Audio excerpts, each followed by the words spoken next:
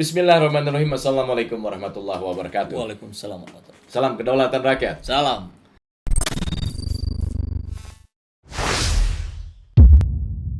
Sahabat, DPR RI memang sudah membatalkan Akhirnya, pembelian gorden. Gorden. Berapa ya kemarin? Aduh, saking gedenya saya lupa. 47 Iya, koma. itu Pagunya 47 dimenangkan oleh pemenang tender itu di angka 43. 43-an ya, 43 miliar. sekian. Iya, Miliar. bukan juta ya, miliar. Dan itu penawar tertinggi. Biasanya Penawar yang menang tertinggi. penawar termurah nih, ini penawar tertinggi. Jadi lucu, bin ajaib. Nah, itu memang udah dibatalkan kan. Tapi ini dibatalkan, muncul yang baru, Kang. Wis, Pengadaan lift, Kang. lift. Lift. Luar biasa. Lift di gedung DPR lah pasti. Iya, ya. iya. Jadi karena pertimbangan sering macet, ya kan DPR menganggarkan penggantian lift sebesar ini lebih tinggi anggarannya 55 miliar. Wow. Saya Tapi saya nggak tahu nih berapa lift itu. nggak, saya kira ini masih lebih mending, Kang. Karena kalau barusan pas bilang lift, saya langsung kebayangnya ini rumah anggota dewan akan dipasangi lift. Kan saya tahu tuh rata-rata itu dua lantai. Dua ya. lantai. Kasihan mungkin sudah capek kemana-mana nyampe rumah pengen ke lantai 2 pakai lift. Ternyata enggak ya di gedung Enggak, DPR. Di gedung DPR. Jadi lift di gedung Nusantara 1 DPR RI ini macet, Kang. Oh. Dan ini membuat staf anggota DPR terjebak di dalam Waduh. lift itu. Ya memang bahaya sih Iya, kalau di betul, situnya. betul. Nah, untuk mengatasi masalah itu, Setjen ya, Sekretaris Jenderal DPR menganggarkan 55 miliar, Kang, untuk mengganti lift gedung Nusantara 1. Nah, tender ini sebenarnya tender sudah dibuat lama, Kang. 2 tahun yang lalu kalau dari sekarang ya, kurang lebih. Berarti dalam 2 tahun ini kondisi liftnya rusak kayaknya. Rusak. Jadi Jadi kalau ketar-ketir. berdasarkan Iya. cerita itu ya. Oke. Jadi tender ini dibuat pada 27 November 2020. Jadi ketika itu ada 31 perusahaan yang ikut tender, Kang. Iya, iya, iya. 31 perusahaan yang ikut tender akhirnya dimenangkan oleh PT Angkasa Pura Solusi. Nah, nilai pagu paketnya tadi tepatnya nih 55 miliar 496 juta 855.000. Nah, nilai PHS paketnya itu ya. Kemudian ya berasal dari APBN 2021. Oke. Harus habis tuh ya anggarannya tuh. Kalau enggak nanti dimarahin tuh pemegang anggaran. Nah, ini yang bikin saya penasaran lagi-lagi netizen, Kang.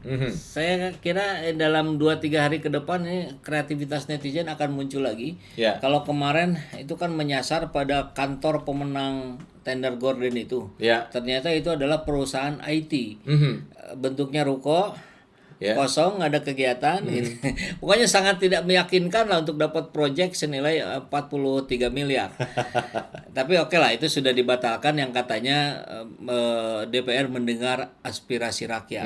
Wah, luar biasa ya. Pengen saya bertepuk tangan tapi nggak jadi ya. Karena saya yakin itu bukan karena aspirasi, karena viral di media sosial. Kalau nggak viral mah lanjut aja itu gitu. Nah, sekarang lift ini mungkin ya tadi netizen akan mencari tahu di mana nih perusahaan pemenang tendernya. Lihat gedungnya meyakinkan atau tidak. Jangan-jangan itu juga perusahaan IT gitu atau perusahaan gorden malah yang tukeran jadi bagian dia yang menang tender perbaikan lift. Karena untuk memperbaiki lift sih ya cari pakarnya aja, cari ahlinya aja, sudah selesai gitu kan. Nah, saya ingin menyoroti begini. Betul, saya sepakat ketika lift yang sudah tidak berfungsi dengan baik itu akan berbahaya. Ya. Tapi saya berpikir pula solusinya bukan diperbaiki, kan. Perbaiki aja itu tangga manualnya gitu. Jadi kan ada tuh di beberapa negara barat itu dihias, Kang. Jadi bahkan ada yang setiap tangga itu menggunakan seperti note keyboard. Jadi ada bunyi neng neng neng neng neng. Jadi orang naik tangga manual tuh jadi lebih mengasihkan. Semangat gitu ya. Nah, kan yang terutama menyehatkan. Nah, jadi saya kira para anggota dewan yang jarang turun ke lapangan, jarang turun ketemu masyarakat, ya minimal naik tangga manual lah gitu. Jadi lebih sehat tuh masuk kantor itu gitu. Jadi liftnya nggak usah dipakai lagi. 55 miliar kemanain? Ya sumbangin ke rakyat. Ya ini kan disebutkan tadi ya, dibuat tendernya itu 2020 Ya, ya. ya. 2020 tuh kita sudah masuk pandemi kan. Sudah masuk pandemi. Artinya seharusnya dengan angka segitu ada apa ya? Kerisauan di dalam diri wakil rakyat bahwa sebaiknya udahlah lift mah masih bisa pakai tangga biasa aja gitu kan, atau diperbaiki lah gitu ya. Kenapa ya ini kejadian lagi DPR seolah-olah memang nggak peka gitu. Iya, memang nggak peka, memang tidak ada empati. Ini kita bicara secara umum ya, terlepas dari 1-2 orang anggota dewan yang saya kenal persis juga mereka betul-betul memperjuangkan aspirasi rakyat, tapi kan yang lain-lainnya apa? Cuma nebeng gengsi saja, kerja tidak gitu. Bahkan beberapa artis misalkan yang kita lihat warawiri di televisi malah sibuk berbisnis segala macam. Kapan dia ada waktu buat memperjuangkan hak rakyatnya gitu. Iya. Kelihatan ngantor di Senayan pun tidak gitu. Jadi ini saya kira berbanding lurus dengan tingkat kepercayaan masyarakat terhadap institusi DPR juga yang terus menurun. Ya tentu ini harus menjadi catatan penting kita untuk 2024. Kita harus betul-betul mempunyai sesuatu cara yang efektif, yang efisien dalam memilih anggota dewan. Jangan sampai mudah terbeli oleh 50-100 ribu rupiah untuk mencoblos sosok tertentu. Iya. Nah, ini menjadi miris ketika ada kontras gitu kan.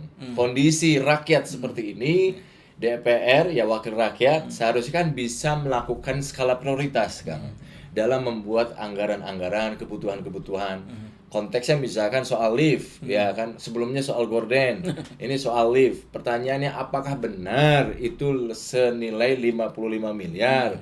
Dan itu kan kita nggak tahu apakah benar-benar sudah dibuka ke publik kebutuhan itu, mereknya apa, speknya seperti apa, apakah hanya ini dibuka kepada para peserta tender gitu loh. Sementara publik bisa jadi ada yang lebih tahu kan begitu. Ya, gitu loh. betul. Memang apa yang dilakukan di tender itu memang menggunakan LPSE. Dan ya itu yang ceritanya bisa diakses oleh publik dengan secara transparan gitu. Tapi kita juga tahu lah ternyata pada prakteknya ya sama saja. Online pertemuan offline-nya ada untuk tetap mendekati, untuk tetap berkong kali kong siapa yang dapat proyek apa gitu. Itu sudah jadi rahasia umum. Terkait dengan ketidakadanya empatian institusi DPR, saya kira ya itu tergambar dari anggota-anggotanya. Mungkin kita masih ingat karena kita pernah bahas itu anggota Dewan Legislatif dari PDIP yang pernah memarahi Profesor Emil Salim itu. Kemudian terkait berbagai masalah seperti plat nomor palsu dan sebagainya. Itu kan di saat pandemi, di saat rakyat sedang sangat terpuruknya, dia seperti mempertontonkan kekayaannya gitu, dengan memarkir berapa 5-6 mobil pribadinya di gedung parkir DPR. Berhari-hari disimpan di sana. Alasannya rumahnya sedang direnovasi. Kebayang kan rumahnya sedang direnovasi, 5-6 mobil nebeng parkir di gedung DPR. Artinya garasi rumahnya aja itu luar biasa besar. Kan garasi itu biasanya berapa ya pertimbangannya, 1/5 apa 1/6 gitu ya dari luas rumahnya gitu. Kalau garasinya aja sebesar itu gimana rumahnya gitu. Dan itu seperti yang sengaja dipertontonkan gitu. Ya saya kira cukup lah drama-drama seperti itu. Ini memang ujung-ujungnya kembali ke rakyat, Kang. Kita juga tidak bisa terus-menerus menyalahkan mereka karena yang memilih itu rakyat. Jadi kita harus dalam 2 tahun ke depan, saya kira Saiful Zaman Channel ini akan lebih banyak memfokuskan juga pada edukasi pada sahabat semua, rakyat Indonesia, bagaimana cara memilih anggota Dewan Legislatif yang amanah, yang dekat dengan rakyat, yang memperjuangkan hak rakyat.